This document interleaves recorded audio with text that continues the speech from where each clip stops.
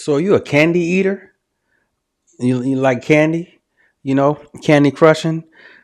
My wife does. She definitely enjoys the Kit Kats, Reese's, and all that good stuff. But apparently at Hershey, they're cutting corners, and that has been affecting their product. So a little story about Hershey. My buddy told me, Mr. Hershey, they wanted to, it was the industrial age, and you're getting new. This was back in the day, getting new advances in technology, and they wanted to bring in some kind of conveyor belt or some type of machine that would cut out, I want to say, like 25 of his employees. And Mr. Hershey said, well, don't worry about getting that. Send that back and get me 25 more employees. So that's definitely not the mantra of industries today. Every industry, for good or for bad, they're trying to get their profits. They're cutting costs and corners where they can. But when it starts affecting the product, that's when it's going to be issues, and ultimately you're going to lose sales. So let's check out this reporting on Hershey, and check out the latest and greatest on their products that you may be purchasing. And let me know if you taste the difference in it. Earlier this week, the Hershey Company announced that next year it's returning all of its classic brands back to earlier milk and dark chocolate recipes, impacting about 3% of its Reese's products. The move comes amid a growing backlash over... For those that don't know, Hershey owns Reese's. I didn't know that before doing a little bit of research on it. So they've acquired the Reese's brand. Recipe changes and the use of chocolate alternatives in some of its candies. Dee Mazane explores what's behind this latest battle in the chocolate wars. 1, 2, 1, 2, 3, 4. Kit Kats, I have literally eaten them my whole life. My wife used to love, this is when we were teenagers, a Kit Kat and a Pepsi, a fresh Kit Kat bar. Man, that scored some points. That's how I used to get points, When I was in high school, I used to have one of those extra large Kit Kat bars, like once a week. I would just carry it around. For the record, if you're my age, you shouldn't really be eating candy unless you got a pretty good workout regimen. Just FYI, probably time to let that go. Backpack. As a teenager, Hyacinth Moya had a serious sweet tooth, but these days she's noticed a change in the chocolate she grew up loving. The main thing is that it feels really waxy. Yeah, it just wasn't the same. And it's not just Kit Kats, says Philip Dennison, a former Snickers fan from Minnesota. It's kind of the big name brands here in the U.S. Under like Mars and Hershey's. I grew up eating them back in the 80s and 90s as a kid, and the flavor profile has changed. Professed chocoholic Julia Alvarado agrees. I love Reese's peanut butter cups, all those. And honestly, over like the last few years, I've just found myself avoiding them. It's kind of I was talking to the wife, and Reese's definitely has taken a different in taste. I can't handle that anymore, but even she's noticed a different in the taste and the quality. Because there's that sense of Oreos too, which is a different topic, but same effect. That's lost. Like, I know what this should taste like, but it doesn't anymore. Amid a chorus of these disappointed customers, Hershey announced it would adjust the ingredients in some of its classic brands to include more of the costly raw ingredient that makes chocolate, the cocoa bean. Cocoa prices have... Sounds like a good idea, but as you're going to see, with all things, sourcing these get more expensive and more expensive. So, hey, you try to find a synthetic or a different way to produce the same product for the minimalist price possible. Sharply in recent years, driven by climate change and production issues in West Africa, where most cocoa is grown. Prices hit a record high at the end of 2024, and although they've fallen since, candy makers who buy months ahead are still feeling the impact. Candy industries are profit-driven, and as the cost of ingredients go up, they've got to figure out ways to either reduce costs or raise prices.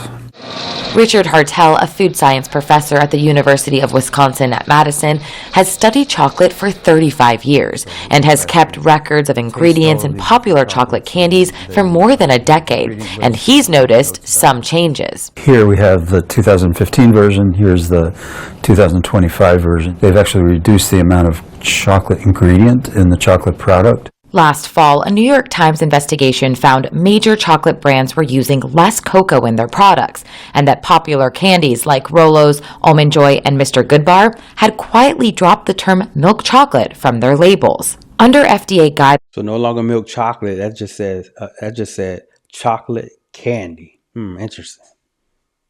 candy labeled milk chocolate must be at least 10% chocolate liquor, a liquid made from cocoa beans, which contains cocoa butter. When it drops below 10%, companies have swapped in terms like chocolate candy and chocolate tea, a subtle shift that most consumers won't notice. They're taking I'm definitely going to start keeping an eye out for it. So chocolate candy, vice milk chocolate. Got it. that chocolate. What are they filling it with? The standard in the Not even 10% though. We can't even get 10% of cocoa in there. industry these days is palm kernel oil because it mimics cocoa butter's properties quite well. We've got a bunch of chocolates here to taste. Hartel says in taste tests, high-quality compound coatings or chocolate alternatives can often trick even his savvy food science students. Most people cannot tell the difference. One article I was reading suggested that by 2050 there would be no chocolate production, no cocoa production, that all of those plantations would go away. More oil and fillers. Oil and fillers. Kind of doomsaying, but I want to know if it's peanut butter in those Reese's peanut butter cups. people are looking like that, talking like that. But these tweaks to candy ingredients have sparked criticism from some unexpected corners. They're really using inferior, cheap ingredients. Brad Reese has a last name chocolate lovers might know. Yeah, this gentleman, he's from the descendant line of Reese's, so I'm sure he's not the happiest right now. Grandfather H.B. Reese created the Reese's Peanut Butter Cup nearly a century ago, and Brad's always been an unofficial and unpaid brand ambassador. My whole life, I've been very proud of the Reese's brand. My website and my LinkedIn profile. Reese's used to be my favorite chocolate candy, to be honest with you. Definitely, growing up, I used to love Reese's Peanut Butter Cups and the little minis. I didn't like the Reese's Pieces. I hated those. But the Reese's Pieces Peanut Butter Cup, yeah, that was my thing.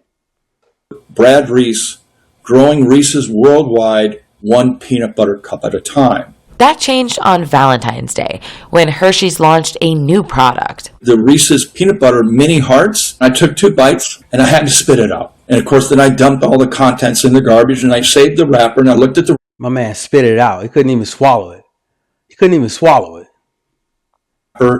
And realized it didn't say milk. I never had those mini hearts. Obviously, it's just a little miniature peanut butter cup. But no, check it out: chocolate candy and peanut butter cream. He shared his feelings in a viral My man couldn't even swallow it. He couldn't even swallow it. Holy smokes! post, writing, "How does the Hershey Company continue to position Reese's as its flagship brand, a symbol of trust, loyalty, and leadership, while quietly replacing the very ingredients that built Reese's trust in the first place?"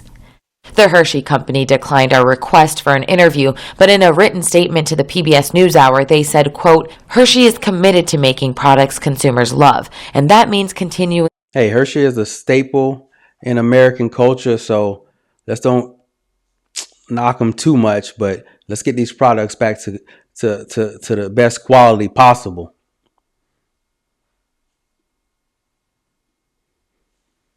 Reviewing recipes to meet evolving tastes and preferences. It's a change Julia Alvarado welcomes.